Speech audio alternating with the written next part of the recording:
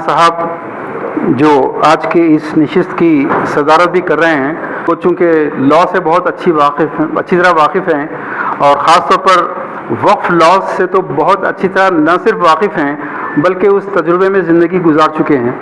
और इस आज के इस नशिस्त पर और लॉ ऑफ वक्फ जो भी है इस पर तफसीली से रोशनी डालेंगे पहले, उसके बाद इंशाअल्लाह ताला इंटरेक्शन का सिलसिला शुरू होगा। जनाब सलीम नदीर साहब, नौशाद साहब, कारी मोहम्मद हारून साहब, वसीम खान साहब, मुनव्वरी बेगम साहिबा, दरख्शां अंद्राबी साहिबा, जाकिर हुसैन साहब, मेरे दो छोटी बहनें advocates, ladies and gentleman, Aleem साहब, शरीफ भाई, सूफी साहब, ladies and gentlemen. See this, we never wanted to make it a conference or a meeting.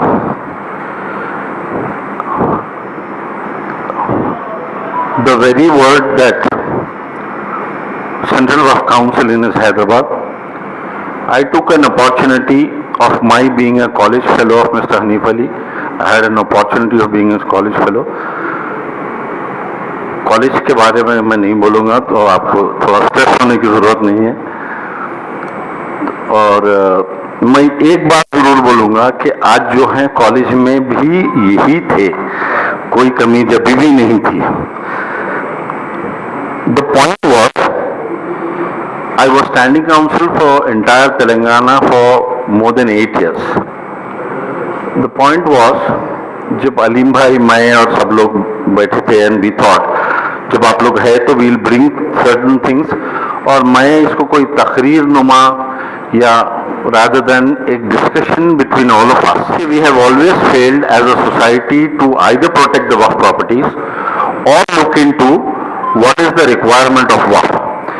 मैं आप लोग को बोलूँ, मेरा जो वक्फ के ऊपर अरे सफीउल्लाह, मेरा जो वक्फ के एंगल में तजुर्बा था वो ये है कि Waqf board requires a very special consideration, specially by the central Waqf council.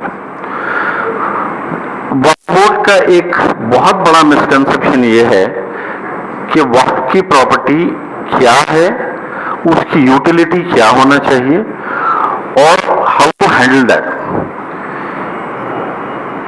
मैं एक किताब कंपाइल करा था मेरी उसके लिए, और एक केस है जो मेरे वन ऑफ द मुतवल्ली यहाँ पे है, Inayat Shah. I would begin with this. ये इनायत शाह के बारे में आप लोग देखिए, बड़ी इंटरेस्टिंग सब्जेक्ट है। ये दरगाह इनायत शाह 50 एकड़ की दरगाह है। यहाँ से I begin with this because this is very important. यहाँ से चंपापेट, इनकी खासियत ये है कि जो इनायत शाह थे, तो first Nizam when he was traveling to Hyderabad after declaring independence, he stood by for some time in Aurangabad, और एक मुर्शद थे उनको, this is the book recorded by one mister Nayak, और लास्ट जो हबीब इदरोस, इनकी किताब है हैदराबाद ऑफ 7 लोब्स। औरंगाबाद में इनको एक तोशा दिया गया, जो तोशा ही वॉज वेरी इंक्विजिटिव, और after some time of travelling he opened it, तो उनको 7 कुलचे मिले उसमें, लोब्स। तो he sent back somebody to find out. तो उसमें उनको बोला गया कि आपकी 7 जनरेशन रूल करेंगे। वो थे इनायत शाह।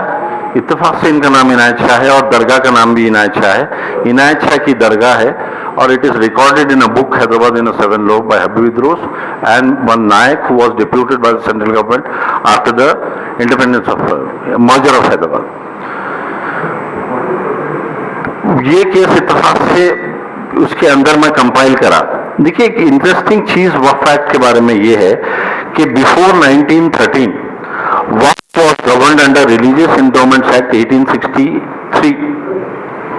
सबसे पहला वक्फ एक्ट आया 1913, और 1913 के बाद जो 23 में वक्फ एक्ट आया, उसमें कुछ पावर्स आए टू रिकॉग्नाइज व्हाट अ वक्फ इज।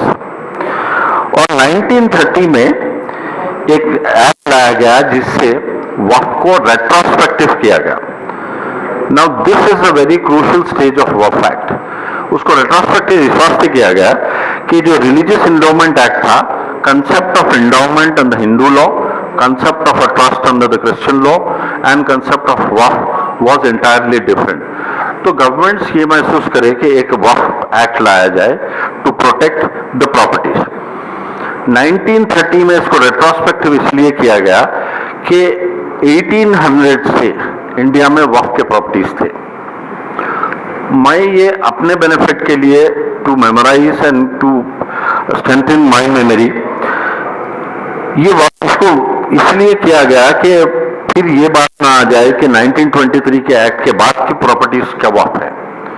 तो वक्फ का कंसेप्ट हमेशा ये रहा कि व्हाट काइंड ऑफ वक्फ।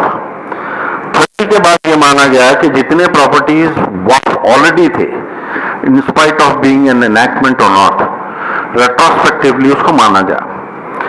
लेकिन हुआ ये कि एडमिनिस्ट्रेशन में ये एक्ट्स कमजोर थे, तो टू एडमिनिस्टर द वक्फ एक्ट 1954 में बाज़ाब्ता वक्फ एक्ट 1954 के अंदर सारे इनैक्टमेंट्स थे। देन आप लोग को मालूम है उसके बाद 54 के बाद 95 एक्ट आया, उसके बाद फिर 2013। ये एक हद तक अगर इसको देखा जाए तो ऐसा दिखता था मेरे को कि this is the biggest legislative flaw on Waqf act. उसकी वजह ये थी कि वक्फ एक्ट 1913 में और 1923 में इसमें कोई पावर्स नहीं थे। 54 एक्ट में जो पावर्स लाए, उसके बाद कॉम्प्रिहेंसिव वक्फ एक्ट 1995 में आया। उसके बावजूद वक्फ के प्रॉपर्टीज कहीं भी प्रोटेक्टेड नहीं रहे। द इशू इज दिस, 95 में हमारे पास वक्फ कैसा करना लिखा हुआ है, 95 एक्ट में हमारे पास अकाउंट्स में प्रॉपर्टी कैसा बेचना, कैसा लीज करना, क्या करना लिखा हुआ है। और उसमें फिर इनैक्टमेंट आए जिसमें रिकवर कैसे करना, बेचे से प्रॉपर्टी क्या करना। सीईओ है और उनको ज्यादा लॉ मालूम है, लेकिन उसके बावजूद भी हो ये रहा है कि प्रॉपर्टीज आर नॉट सेव्ड। मैं 3 सब्जेक्ट पे I will close my submissions before you all. एक, वक्फ की प्रॉपर्टी एसेट है और हमारे सुप्रीम कोर्ट 12 अनीस फातिमा तो बिल्कुल लेटेस्ट जजमेंट है। मैं 1913 से प्रिवी काउंसिल के जजमेंट से बोल रहा हूं कि वक्फ के बारे में यह है कि Waqf is a permanent dedication to Allah और उसकी बेनिफिशियरी जो है मनशाए वाकिफ से होना चाहिए। हनीफ अली साहब मेरे जब भी दोस्त थे, मैं वक्फ बोर्ड था, और हनीफ अली साहब जानते कि हम हर काम उसी मंशा पे करते थे जो वक्फ के तहत होना चाहिए। तो मेरी सारे मेंबर्स से ये गुजारिश है कि हम लोगों से भी सुनेंगे और आप लोग से भी एक रिक्वेस्ट है कि हमको ये वक्फ की प्रोग्रेसिव वक्फ कैसे बनाना है। उसमें 2 चीजें हैं, एक जो प्रॉपर्टी है उसको यूटिलिटी कैसे करना है, एक जो प्रॉपर्टी लॉस्ट है उसको क्या करना है, और एक जैसे अभी आप लोग वक्फ बोर्ड जाके आए, आप देखिए 5 मंजिला बिल्डिंग शायद 15 साल से खाली है।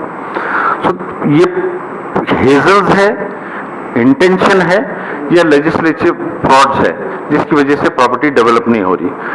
तो 12 सुप्रीम कोर्ट और हाई कोर्ट सपोर्ट किए, इतने बेहतरीन जजमेंट्स हैं वक्फ के फेवर में। और अगर मैं ये वर्ड बोल सकूं सबके सामने कि मोर देन द वक्फ बोर्ड, द जुडिशरी है प्रोटेक्टेड द वक्फ प्रॉपर्टीज। तो इस पे let us take all the opinions of the people. और मेरी गुजारिश है कि फिर आप लोग हमको इससे क्या तहक़्क़ुन दे सकते हैं, हम आप लोग से क्या उम्मीद करना चाहिए, हम इस पर बात करेंगे। शुक्रिया बहुत बहुत।